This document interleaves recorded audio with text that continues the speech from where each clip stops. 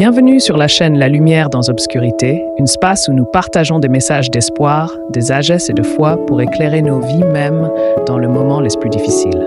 Aujourd'hui, nous allons commencer une série très inspirante, les 7 principes de l'aigle. L'aigle est un animal puissant, majestueux et plein de symboles spirituels.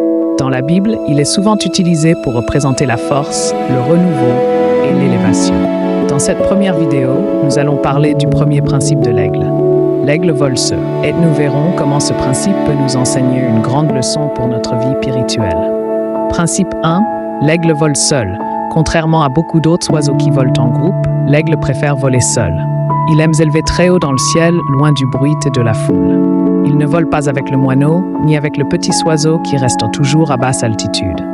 Pourquoi? Parce que l'aigle est appelé à atteindre des hauteurs que les oiseaux ne peuvent pas supporter.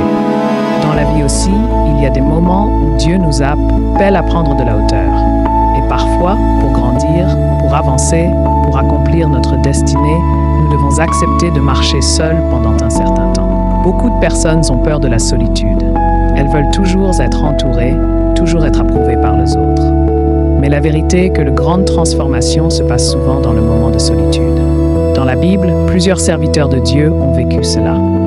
Par exemple, Moïse a passé 40 ans dans le désert avant que Dieu ne l'utilise pour libérer le peuple d'Israël. Ce temps de solitude n'était pas une punition, mais une préparation. David aussi a passé beaucoup de temps seul dans les champs en gardant les moutons. Mais c'est dans ces moments-là qu'il a appris à connaître Dieu, qu'il a développé sa foi et qu'il est devenu l'homme que Dieu voulait utiliser. La solitude peut être un lieu de transformation spirituelle. Quand nous sommes seuls, nous apprenons à dépendre davantage de Dieu. Nous apprenons à écouter sa voix.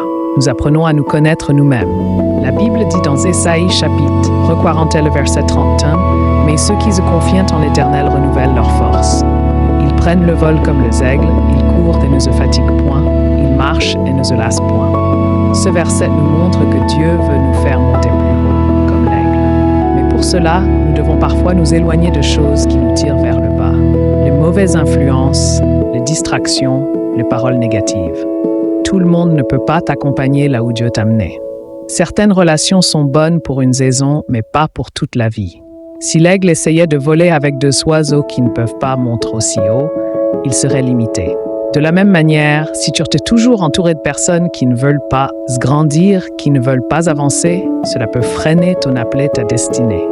Cela ne veut pas dire que tu dois mépriser les autres. Non, mais cela signifie que tu dois protéger ta vision et ton appel. Il y a des moments où Dieu te met à part pour te préparer pour quelque chose de plus grand. Si aujourd'hui tu te sens seul, si tu as l'impression que certaines personnes sont éloignées de toi, ce n'est peut-être pas une perte, c'est peut-être une élévation. Dieu est peut-être en train de t'apprendre à voler plus haut. En conclusion, le premier principe de l'aigle nous rappelle une vérité importante. Pour atteindre de grandes hauteurs, il faut parfois accepter de voler seul. La solitude n'est pas toujours un signe d'abandon.